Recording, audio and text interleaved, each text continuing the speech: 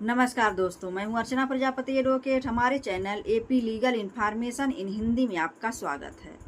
दोस्तों, आज हम बहुत रोचक तथ्य लेकर आए हैं जिसको जानना अति आवश्यक है। एनबीडब्ल्यू क्या होता है? आज इस वीडियो में हम यही बात जानेंगे। एनबीडब्ल्यू का मकसद क्या होता है, एनबीडब्ल्यू का पूरा नाम क्या होता है, एनबीडब्ल्यू कौन जारी करता है, एनबीडब्ल्यू का जो नया बीएनएसएस में धारा सेक्शन बनाया गया है वह कौन सा है, ये सभी बात इस वीडियो में हम जानने वाले हैं। और लास्ट में ये भी जानेंगे एनबीडब्ल्यू जो है को हल्के में लेना कितना आपके लिए नुकसानदायक होता है। तो इसको हल्के में नहीं लेना, ये लास्ट में हम बताएंगे कि आपको क्या करना होगा कि एनबीडब्ल्यू आप पर न हो, आप बचे रहें। तो बने रहिए हमारे वीडियो में अंत तक।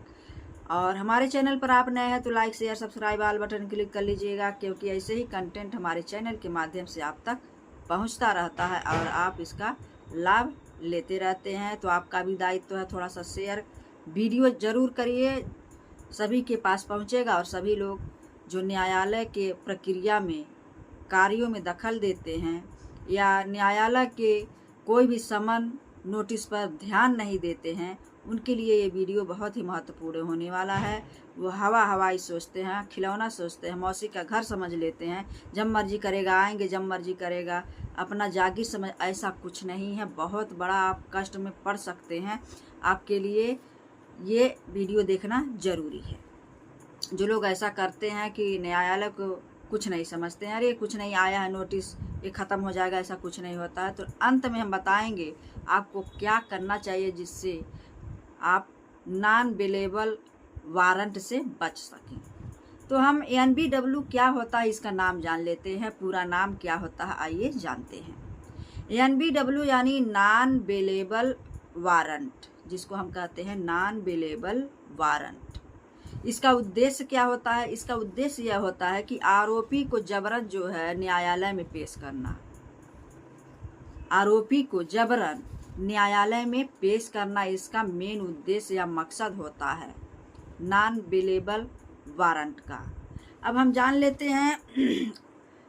अब आप कहेंगे कैसे आएगा? तो जब नॉन बेलेबल वारंट जारी हो जाता है, आरोपी जब साधारण तरीके से न्यायालय में नहीं आता है तो उसको वारंट जारी करता है न्यायालय या मजिस्ट्रेट।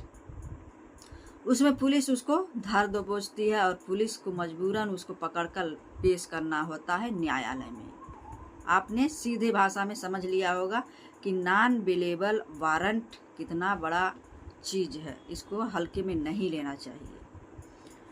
उसके बाद से कब जारी होता है ये भी हम बात करेंगे। इसमें कब जारी होता है और कौन जारी करता है? जब जो है आरोपी बार बार समन, हमने पहले ही कहा कि बार बार आरोपी समन और बेल वारंट के बाद भी, अगर उसके ऊपर बेल वारंट भी है, समन भी जा रहा है, वह हाजिर नहीं हो रहा है न्यायालय में, तो कोर्ट ना आने के बाद यह नॉन बेलेबल वारंट जारी हो जाता है। यानी कब जारी होता है? जब समन पर और बेल वारंट पर कोर्ट ना आए तो यह जारी किया जाता है। कौन? आरोपी। उसके बाद हम जान लेते हैं इसमें जो अगला पॉइंट है कि कौन जारी करता है। हमने पहले ही बता दिया कौन जारी करता है। तो यह मजिस्ट्रेट और न्यायालय के द्वारा जारी किया जाता है कि आरोपी हाजिर नहीं हो रहा, उसको समन भी जा चुका है, बेल वारंट भी वारंट होने के बाद भी वह नहीं आ रहा है, तो नॉन बेलेबल वारंट जारी कर दिया जाता है आरोपी को घसीट कर न्यायालय में लाने के लिए। घसीट कर नहीं, यानी मतलब उसको कहने का एक शब्द उपयोग किया गया है, उसको जबरन लाने का काम पुलिस करती है न्यायालय में।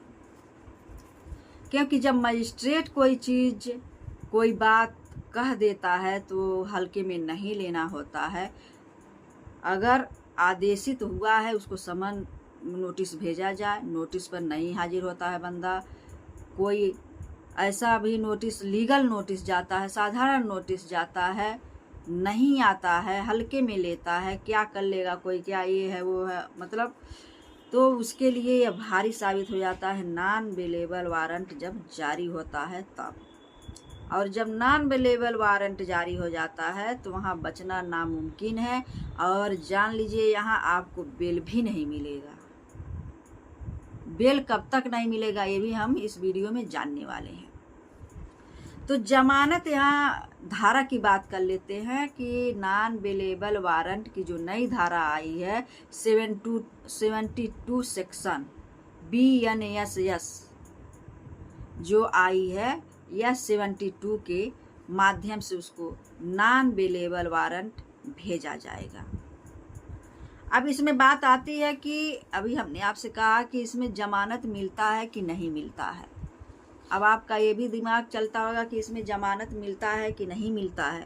तो इसमें जमानत जल्दी नहीं मिलता है, क्योंकि जब न्यायालय इसके ऊपर लग गया, न्यायालय का ध्यान वो भटका दिया, न्यायालय को मजबूर कर दिया कि उसको नॉन बेलेबल वारंट जारी किया जाए, उसको किसी भी तरह से पकड़ कर लाया जाए, कोर्ट में पेश किया जाए आरोपी को, तो इतना आसानी से तो बेल देगा नहीं।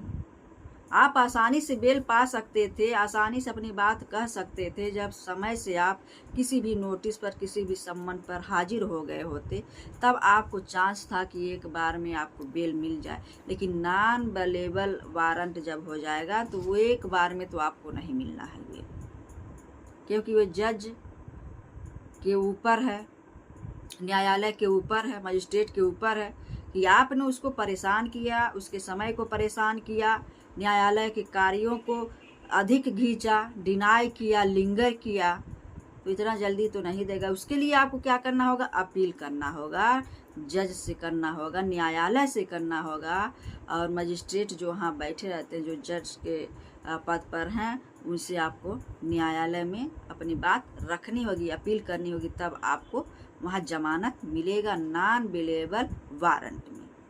तो आप कैसे बच सकते हैं, हमने कहा था, अंत में बने रहिए। नॉन बेलेबल वारंट में कैसे बचेंगे कि आपके पास कोई सम्मन अगर न्यायालय से जाता है, साधारण सम्मन पहले नोटिस भेजा जाता है, नोटिस पाने के बाद आप न्यायालय में हाजिर हो जाइए। वहाँ आप देखिए मेरे ऊपर क्या हुआ है, कोई FIR हुआ है कि क्या नोटिस गया है, वहाँ जाके आप पता करिए किसी वकील के माध्यम से। आप वहाँ बच सकते हैं, उसके लिए वकील बैठे हैं, वहाँ आपको बचाने का पूरा प्रयास किया जाता है कि इनके ऊपर नॉन बेलेबल वारंट नहीं होना चाहिए, समय रहते आपका बचाव कर दिया जाता है। तो ऐसे अगर प्रक्रिया में आप रहेंगे, मनमाना करेंगे, मौसी का घर समझ लेंगे, अपना जागीर समझ लेंगे न्यायालय के प्रक्रिया कार्यों को, तो आपके लिए बहुत ही दिक्कत में आप फंस सकते हैं। ये वीडियो कैसा लगा हमें ज़रूर बताइएगा। नेक्स्ट वीडियो का इंतज़ार करिए। जय हिंद, जय भारत।